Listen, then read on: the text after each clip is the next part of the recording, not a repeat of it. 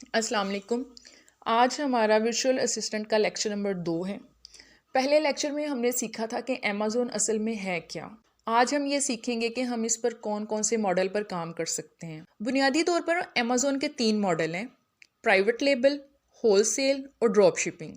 Private label जैसे कि नाम से ही जाहिर है, और मैं पिछले लेक्चर में भी इसके बारे में कुछ बता चुकी हूँ आपको आगाज़ से, कि अपना ब्रांड बेचना, अपनी मैन्युफैक्चरिंग प्रोडक्ट बेचना, अपने नाम से अपना ट्रेडमार्क रजिस्टर करवा के कोई भी प्रोडक्ट बाज़ार में या अमेज़न में कह लें लॉन्च करना। जैसे अगर आप पाकिस्तान में रहते हैं और आपकी यहाँ पे फैक्ट्री है, फ़र्ज़ करें टी शर्ट्स की फैक्ट्री है या जॉगर्स की, या किसी तरह की कोई ऐसी प्रोडक्ट जो कि यूनिक है, जो यूके में बिकती है और आपको लगता है कि ये वहाँ पर अच्छी सेल लेगी और आप इसको यूके में लॉन्च करना चाहते हैं। आप अपनी कंपनी रजिस्टर करवाएंगे यूके में, आप अपना ट्रेडमार्क रजिस्टर करवाएंगे, अपनी स्टैंपिंग करेंगे, अपनी लेबलिंग करेंगे और अपनी इस प्रोडक्ट को अमेज़न के वेयर हाउस में पहुंचा देंगे। इसको कहते हैं प्राइवेट लेबल लॉन्च करना। प्राइवेट लॉन्च का फ़ायदा यही है कि इसके ऊपर कोई दूसरा बंदा आकर नहीं चिपक सकता, आपकी लिस्टिंग को कॉपी नहीं कर सकता, और ये सिर्फ आपका ही ब्रांड होता है, आपकी इसमें उजारादारी होती है और आप ही इसको सेल कर सकते हैं। दूसरी चीज़ आ गई है होलसेल। अब होलसेल के बारे में काफ़ी लोग ये समझते हैं, क्योंकि हमारे मुल्क में भी होलसेल से मुराद ये है कि बल्क में माल लेना और उसको बेचना। अमेज़न के ऊपर इसका मतलब ये नहीं है। बहुत क्लाइंट्स जो आते हैं वो यही समझते हैं कि होलसेल से मुराद तो ये है कि इसके लिए बहुत सारा बजट चाहिए, हमें बहुत सारी बल्क में चीज़ें लेनी पड़ेंगी, लेके अमेज़न पहुंचाना पड़ेंगी। ऐसा बिल्कुल भी नहीं है, बल्कि ये अमेज़न का सबसे आसान तरीन, सबसे मज़े का मॉडल है। इसमें ये होता है कि आप ब्रांड हंट करते हैं, कोई अच्छी प्रोडक्ट हंट करते हैं, ऑलरेडी जो ब्रांड बेच रहे हैं यूके के अंदर या यूके से बाहर। आप यूएसए का भी ले लेते हैं कि अगर आप यूएसए में सेल करना चाहते हैं, चलिए हमने प्राइवेट लेबल की मिसाल यूके के साथ ली है, हम यूएसए में होलसेल की मिसाल ले लेते हैं। अब आपने यूएसए में अपनी कंपनी रजिस्टर करवाई है, वहाँ पर आप होलसेल करना चाह रहे हैं, अमेज़न होलसेल। आप क्या करेंगे, आप वहाँ पे जो ऑलरेडी ब्रांड अपनी चीज़ें बेच रहे हैं, प्रोडक्ट्स सेल कर रहे हैं, आप उनसे अप्रूवल लेंगे, ऑथराइजेशन लेंगे, उनको ईमेल करेंगे या कॉल करेंगे कि भाई हम अमेज़न के ऊपर सेलर्स हैं, हम आपकी ये वाली चीज़ या ये वाली प्रोडक्ट अपने अकाउंट पर सेल करना चाहते हैं। अच्छा, अब वो आपको ब्रांड क्या कहेगा, आपका क्राइटेरिया देखेगा। अगर आपकी कंपनी का क्राइटेरिया और आपके स्टोर का क्राइटेरिया उस ब्रांड के टर्म्स एंड कंडीशन के साथ मैच कर गया, तो वो आपको अप्रूवल दे देगा कि ठीक है, आप ये चीज़ें बेच सकते हैं। अब ये ज़रूरी नहीं है कि आप उस ब्रांड से एकदम से बहुत हाई क्वांटिटी में माल उठा लें और लाकर अपने सेलर सेंटर पे लगा लें। नहीं, आप टेस्टिंग फेज भी कर सकते हैं। आप सिर्फ 20-30 यूनिट मंगवाएं, पहले उसको टेस्टिंग करें, उसकी सेल्स देखें, अच्छी हो रही हैं, अच्छा मार्जिन निकल रहा है, तो आप वो बल्क में या जितना आपका बजट है, जितनी आपके पास इन्वेस्टमेंट है, आप वो प्रोडक्ट मंगवा सकते हैं। थोड़ी भी मंगवा सकते हैं, मतलब इसके लिए आपको बहुत ज़्यादा इन्वेस्टमेंट की ज़रूरत नहीं होती। सिर्फ आपको एक अच्छी प्रोडक्ट की ज़रूरत होती है जिसकी हाई सेल्स हों और अच्छा प्रॉफिट मार्जिन उसमें से निकले। तीसरा तरीका या तीसरा मॉडल आ गया ड्रॉप शिपिंग, जो कि नॉट रिकमेंडेड है फ्रॉम अमेज़न, और अमूमन जो सीनियर्स हैं वो भी इसको रिकमेंड नहीं करते। क्यों? हालांकि ड्रॉप शिपिंग के साथ लोग बड़े अच्छे पैसे कमा रहे हैं, बहुत अच्छी इसमें अर्निंग कर रहे हैं, अमेज़न के ऊपर भी और वैसे दूसरी वेबसाइट्स के ऊपर भी। जो छोटे बिजनेस मॉडल्स हैं, इट्स से ले लें या ईबे वगैरह ले लें, उसके ऊपर। लेकिन ये बिल्कुल एक फुल ऑफ टेंशन और एक रिस्की बिजनेस मॉडल है कि जो आपको अंदर से सेटिस्फाइड नहीं होने देता, कंफर्टेबल नहीं होने देता। इसका समझने के लिए ना कि ये रिस्की कैसे है, मैं आपको बताती हूँ। आप इसकी मिसाल ऐसे ले लें, कोई बंदा है, उसकी मार्केट में दुकान है, वो कोई चीज़ बेच रहा है। आप क्या करते हैं, आप उसके साथ अपना ताल्लुक बेहतर बनाते हैं, उसके साथ थोड़ी सी आपकी फ्रैंकनेस हो जाती है या इस तरह से एक ताल्लुक बन जाता है। आप उसको कहते हैं कि तुम चीज़ें बेच तो रहे हो, तो क्यों ना मैं अपनी दुकान पे या अपने पास भी तुम्हारी चीज़ें शोकेस कर लूं। सिर्फ शोकेस करने का मतलब ये है कि वो उससे फिजिकली चीज़ें लेगा नहीं, सिर्फ शोकेस करेगा कि मेरे पास भी ये चीज़ें बिक रही हैं। अब क्या होगा, वो पहला बंदा जो है वो जाहिर है उसको खुशी खुशी दे देगा कि हो सकता है यार इसके पास ऑर्डर आ जाए, चलो चीज़ें बिक जानी है, चाहे इसकी दुकान से बिके, मेरी दुकान से बिके, जाना तो मेरा ही माल है ना। अच्छा, वो क्या करता है बीच वाला बंदा कि वो अपने पास शोकेस कर लेता है। अब बाय चांस उसके पास कोई कस्टमर आता है तो वो पहले बंदे से जिसकी असल में वो चीज़ें होती हैं उसको कहता है कि इसको डिलीवर कर दे कस्टमर को। वो बंदा जिसने शोकेस की है इसको चीज़ पहुंचाएगा, ये फिर अगले बंदे को अपना जो कस्टमर होगा उसको दे देगा। एक तरीका तो ये है। दूसरा तरीका ये है कि जिसने प्रोडक्ट शोकेस की है ना, वो प्रोडक्ट के मालिक को कहेगा कि ये कस्टमर है, ये इसका एड्रेस है, तुम इसको पहुंचा दो। जब वो उसको पहुंचा देगा, उसको कस्टमर को तो मिल गई, ठीक है, और बीच वाला बंदा उससे अपना प्रॉफिट मार्जिन मिल गया। मतलब उसने चीज अपने पास शोकेस की है 50 रुपए की। कस्टमर जो है वो शोकेस करने वाले बंदे को 50 रुपए पे करके अपना ऑर्डर बुक करवा लेते हैं। जो शोकेस करने वाला बंदा है वो कारोबारी बंदे को 30 रुपए दे के उससे ऑर्डर डिलीवर करवा देता है। 20 रुपए वो अपना प्रॉफिट मार्जिन रख लेते हैं। ये इसका फायदा है। प्रॉफिट मार्जिन जो है वो अपनी मर्जी से कम या ज्यादा कर सकते हैं। अगर अच्छी प्रोडक्ट्स आपको ड्रॉप शिपिंग में मिल जाती हैं, जाहिर है डेली के फिर कई ऑर्डर निकलते हैं और फिर इसमें बहुत ज्यादा इन्वेस्टमेंट के आपको अच्छा खासा मार्जिन मिल जाता है। लेकिन इसका नुकसान क्या है? इसका नुकसान ये है कि आए दिन आपके अकाउंट जो हैं वो ब्लॉक होते रहते हैं, डीएक्टिवेट हो जाते हैं। क्यों?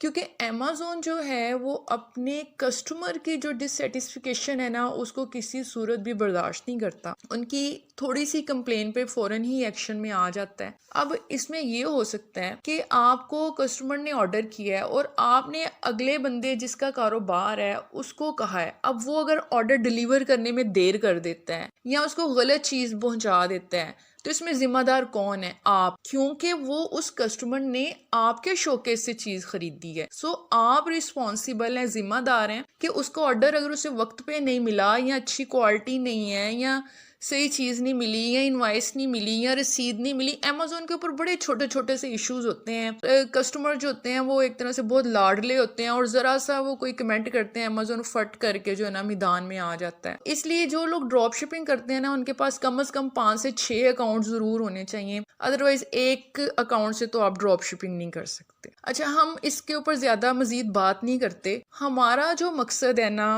वो है 2 बेसिक बिजनेस मॉडल्स जो कि हम लोगों ने डिस्कस किए हैं, प्राइवेट लेबल और होलसेल। हमने अपना फोकस इसके ऊपर रखना है। अब पीएल का मैंने आपको बता दिया कि आपकी अपनी प्रॉपर्टी है, आपका अपना ब्रांड है, आप इसको जैसे चाहे बेचें, जैसे चाहे इसके ऊपर प्रॉफिट मार्जिन जनरेट करें। ये पीएल इस लिहाज से बहुत मजे का बिजनेस है कि अगर आपको प्रोडक्ट अच्छी मिल गई है ना, आपकी स्ट्रेटेजी अच्छी आपने लगा ली है, तो आपको प्रॉफिट मार्जिन बहुत अच्छा मिलता है और मज़ा बहुत आता है और पता चलता है कि हाँ भाई, आप कहते हैं कि यही बिजनेस है, मेरा बिजनेस जम गया है। मगर इसमें रिस्क भी बहुत ज़्यादा होता है। अगर आप मोटिवेशन में आके कोई मुकम्मल स्ट्रेटजी बनाए बगैर, प्रोडक्ट का एनालिसिस किए बगैर जरा सी गलती कर दें, प्रोडक्ट ही गलत लग जाए, अब यहाँ से तो आपने प्रोडक्ट अपनी डिसाइड करके कि हाँ ये इन डिमांड है या आपसे नहीं उसका एनालिसिस सही हो, आपने अमेज़न पहुंचा दी है। मगर वहाँ उस मार्केट में जहाँ आपने भिजवाई है, चाहे वो यूएसए है, चाहे वो यूके है, चाहे वो कनाडा है, चाहे वो जर्मनी है, वहाँ उसकी डिमांड ही नहीं है, तो क्या हुआ? अल्टीमेटली आपका पैसा डूब गया। आपको अमेज़न की मंथली रेंट भी पे करना है, आपको अपनी जो आपने इन्वेंट्री रखवाई है उसकी स्टोरेज फीस भी पे करनी है। वो कहाँ से पे होगी? आपके क्रेडिट कार्ड से, आपके चार्ज मेथड से, क्योंकि आपकी इन्वेंट्री तो बिक ही नहीं रही, अमेज़न के अकाउंट में तो अमाउंट आ ही नहीं रही और आपको ये वाला असल खर्चा भी पड़ रहा है। वहां पे इन्वेंट्री पड़ी या बिक नहीं रही या कोई ऐसी चीज है जो एक्सपायर होने वाली हुई। इस चीज के सिनेरियो में देखा जाए तो प्रोडक्ट के एनालिसिस करने में और प्रोडक्ट को सिलेक्ट करने में जो है ना, वो आपको बहुत ज़्यादा टाइम इन्वेस्ट करना चाहिए। आपको अच्छी तरह से जिस मार्केट में आप पीएल लॉन्च करने जा रहे हैं उसका एनालिसिस करके उसका पूरी अपनी मार्केटिंग स्ट्रेटजी भी साथ बनानी चाहिए कि आप उधर प्रोडक्ट भिजवा तो रहे हैं, आगे फिर आपने इसकी पीपीसी कैसे करनी है, आपने लोगों को अवेयरनेस कैसे देनी है अपनी प्रोडक्ट जो है। स्टार्ट में फिर आपको ये भी करना पड़ता है कि बहुत सारे यूनिट्स जो होते हैं वो आपको फ्री ऑफ कॉस्ट वहाँ पे देने पड़ते हैं। प्रॉक्सी मार्केटिंग जो है वो इसमें बहुत ज़्यादा होती है। प्रॉक्सी मार्केटिंग के बारे में भी आगे जाके मैं एक लेक्चर आपको बताऊंगी। अभी सिर्फ 2-3 लाइनों में ये समझ लें कि आप कुछ वहाँ पे लोकल मार्केट में ही किसी ग्रुप को या कुछ अपने रिलेटिव्स को कह देते हैं कि आप ना ऑर्डर करें मेरी शॉप के ऊपर और मैं आपको ये प्रोडक्ट भी फ्री दूंगा, सारी आपकी जो अमाउंट होगी वो भी रिफंड कर दूंगा, इसके बदले में आप सिर्फ एक अच्छा रिव्यू दे दीजिएगा। ये होती है प्रॉक्सी मार्केटिंग। इसके ऊपर भी अच्छा खासा खर्चा होता है। ज़ाहिर है आपकी प्रोडक्ट यहाँ से आपने पैसे लगा के पहुँचाई है, लेकिन आप आगे ना सिर्फ उस मार्केट के बंदे को जिससे आपने रिव्यू लेने हैं वो प्रोडक्ट फ्री में दे रहे हैं, बल्कि आप उसको रिफंड भी कर रहे हैं। मतलब आप उसका डबल खर्चा बर्दाश्त कर रहे हैं। तो अब पीएल लॉन्च करने का जो है ना दारोमदार इस चीज़ पे होता है कि आपकी जेब में कितनी इन्वेस्टमेंट है। और दूसरा जो इसमें फैक्टर आ जाता है वो है सब्र। आपको बहुत सब्र के साथ जो है ना हर स्टेप लेना पड़ता है। प्रोडक्ट का इंतखाब करने में एहतियात करनी पड़ती है, फिर उसकी सोर्सिंग करना, कौन सी मार्केट से वो आपको ज़्यादा सस्ती मिल जाएगी, आया आपको चाइना से मंगवानी चाहिए या अगर आप पाकिस्तान में या पाकिस्तान से ही भिजवानी चाहिए, या आप यूएसए में हैं अगर तो यूएसए में कोई ऐसा मैन्युफैक्चरर है या कोई ऐसी फैक्ट्री है जो आपको वो चीज़ दे देगी। आपको प्राइजेस का एनालिसिस करना पड़ता है कि कहाँ से आपको टोटल शिपिंग कॉस्ट वगैरह मिला के वो प्रोडक्ट सस्ती पड़ रही है। अच्छा, प्रोडक्ट का डिसाइड हो गया, ठीक है, उसका एनालिसिस हो गया, मार्केट रिसर्च कर लिया आपने, फिर उसकी सोर्सिंग कर ली, प्राइस एनालिसिस कर लिया, उसके बाद फिर आपने उसको अमेज़न के वेयर हाउस में पहुंचा दिया, फिर उसकी पीपीसी की, यानी कि एक मुसलसल फुल टाइम जॉब है। आप इसके साथ कोई दूसरी फिजिकल जॉब नहीं कर सकते, आपको इसके पीछे पड़ना पड़ता है, बैक एंड पे रहना पड़ता है। और फिर आपके पास पीछे बजट भी एक्स्ट्रा होना चाहिए कि अगर आपकी प्रोडक्ट अच्छी चल पड़ी है तो आपको फौरी तौर पर उसकी मज़ीद मैन्युफैक्चरिंग करवानी पड़ती है, या अगर आपकी प्रोडक्ट अच्छी नहीं चली तो जो एक्स्ट्रा खर्चे उसके पड़ रहे हैं उसके लिए आपको बजट रखना पड़ता है। ये था जनाब पीएल। इसमें सिर्फ यही मेन बातें हैं जिनका समझना बहुत ज़रूरी है। प्रोडक्ट का एनालिसिस अच्छे तरीके से होना चाहिए, स्ट्रेटजी अच्छी बनी हुई होनी चाहिए, मार्केट रिसर्च होनी चाहिए आपकी अच्छे तरीके से, सोर्सिंग अच्छी होनी चाहिए, उसके बाद उसकी पीपीसी अच्छी होनी चाहिए। चलें अब हम पीएल को यहाँ पे छोड़ते हैं और चलते हैं अपने बेसिक मॉडल होलसेल की तरफ, जिसको कि हमने आगे लेके चलना है। होलसेल में हमें ज़्यादा बजट नहीं चाहिए। दोनों मॉडल्स का ताल्लुक जो है ना वो होता तो इन्वेस्टमेंट के ऊपर है कि आपके पास कितनी इन्वेस्टमेंट है, लेकिन होलसेल में आपको बहुत ज़्यादा बजट की ज़रूरत नहीं होती। जैसे मैं पहले भी बता चुकी हूँ कि आप टेस्टिंग के लिए 30-40 यूनिट ले लेते हैं, या जितना भी उनका MOQ होता है कि मिनिमम ऑर्डर ऑफ क्वांटिटी होता है, वो लेके उसको टेस्ट कर लेते हैं। प्रोडक्ट अच्छी निकल गई है तो ठीक है, नहीं निकली तो आप थोड़े बहुत लॉस के साथ उसको सेल कर सकते हैं। अमेज़ोन पे हर चीज़ सेल हो ही जाती है। अब जनाब जो हम लोगों का मेन जहाँ पे लोगों को कन्फ्यूजन आती है ना वो ये है कि ऑर्डर फुलफिलमेंट किस तरह से होनी चाहिए। अमूमन ये लोगों को ना कन्फ्यूजन है कि अमेज़ोन FBA होलसेल में क्या फ़र्क है और अमेज़ोन FBA में क्या फ़र्क है। मतलब अमेज़ोन FBA और अमेज़ोन FBA होलसेल जो है क्या ये डिफरेंट हैं? नहीं, ये बिल्कुल भी डिफरेंट नहीं है। अमेज़ोन होलसेल FBA असल में एक बिजनेस मॉडल है। होलसेल FBA है ना वो इस तरह से कि उसको हमने एग्जीक्यूट कैसे करना है, ठीक है, इसको इस तरह से समझ लें। दो तरह के तरीके हैं, यानी कि आपने पीएल और होलसेल में से चूज कर लिया कि आप किस बिजनेस मॉडल पे जा रहे हैं, हो गया डिसाइड। अब आगे अगला स्टेप क्या है ना कि ऑर्डर आने हैं। अब जब ऑर्डर आने हैं तो इनको आपने कैसे फुलफिल करना है। यहाँ पे आपने दो स्ट्रेटेजीज हैं, एक FBA है और एक है FBA-M। FBA क्या है?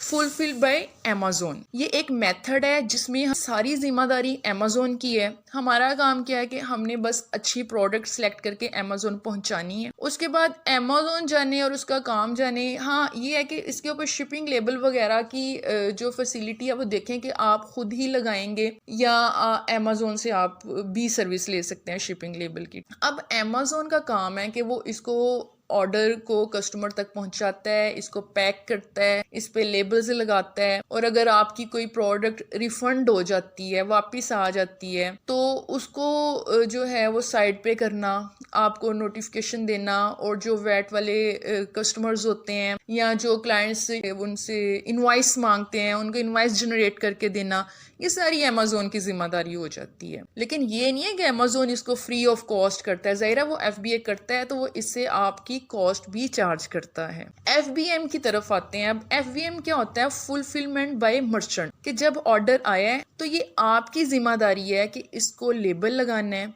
इसको इसकी शिपिंग क्रिएट करनी है, और जिस कोरियर सर्विस के साथ आपने बात की है आपके कस्टमर्स को ऑर्डर पहुंचाने की, उसके पास जाना है, उसे ऑर्डर्स हैंड ओवर करने हैं, और या फिर आपको खुद किसी तरीके से वो कस्टमर तक पहुंचाने हैं। इसमें अमेज़ोन की कोई जिम्मेदारी नहीं होती है, और इसमें आपको ज़्यादा प्रॉफिट इस वजह से होता है, फ़ायदा इस वजह से, ज़रा FBM आप करते हैं तो आपको अमेज़ोन को उसका टैक्स नहीं देना पड़ता, उसका खर्चा नहीं देना पड़ता। FBA की निस्बत FBM सस्ता है, लेकिन ये तस्वीर का सिर्फ एक रुख है। तस्वीर का दूसरा रुख देखें कि इसमें FBA में इतनी ज़्यादा टेंशन्स नहीं होती जितनी FBM के अंदर होती हैं। फिर FBM में आपको ऑन टाइम क्लाइंट को या कस्टमर को चीज़ पहुंचानी होती है, जो सम टाइम आपके लिए पॉसिबल नहीं होता। आप किसी जिम्मेदारी में फंसे होते हैं, या आप आउट ऑफ स्टेशन होते हैं, या आपसे वो कस्टमर बहुत ज़्यादा दूर होता है, या आपकी कोरियर सर्विस जो है वो उस साइड पे नहीं जा पाती। मतलब इस तरह के बहुत सारे इश्यूज आ जाते हैं। जबकि FBA में तो आपकी कोई जिम्मेदारी ही नहीं है। कस्टमर कोई क्लेम करता भी है ना तो अमेज़ोन आपको नहीं पूछेगा। अमेज़ोन को पता है कि मैं सारी जिम्मेदारी जो है मैं ही पूरी कर रहा हूँ, तो ये मुझे ही हैंडल करना है। तो मतलब आपका टाइम भी बचता है, आपकी एनर्जी भी बचती है,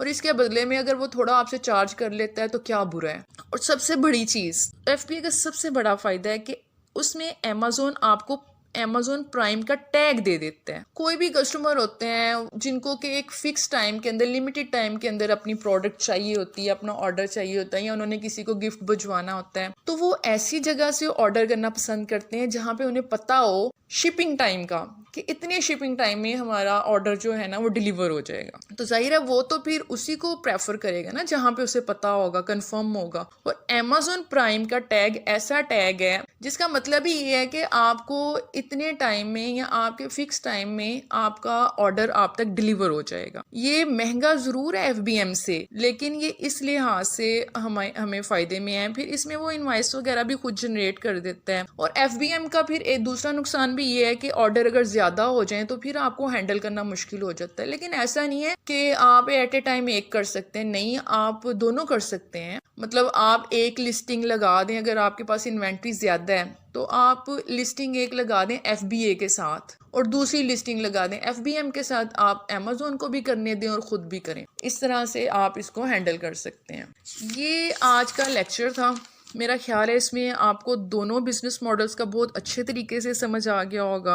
अब अगले लेक्चर में हम लोग अपना बिज़नेस मॉडल है FBA होलसेल, उसके ऊपर बात करेंगे। उसको शुरू कैसे करना है, उसके लिए हमारी रिक्वायरमेंट्स क्या हैं, हमें कौन कौन सी डिटेल्स चाहिए, स्टेप बाय स्टेप जो है ना हम वो पूरा FBA होलसेल सीखेंगे। और मुझे उम्मीद है कि जब तक मेरा आखिरी लेक्चर होगा कम से कम 2 से 4 लोग जो हैं वो ज़रूर इस बिज़नेस मॉडल पे काम करना स्टार्ट कर चुके होंगे और प्रॉफिट भी लेना शुरू हो चुके होंगे। तब तक के लिए इजाज़त दीजिए। Thank you. अल्लाह हाफिज़।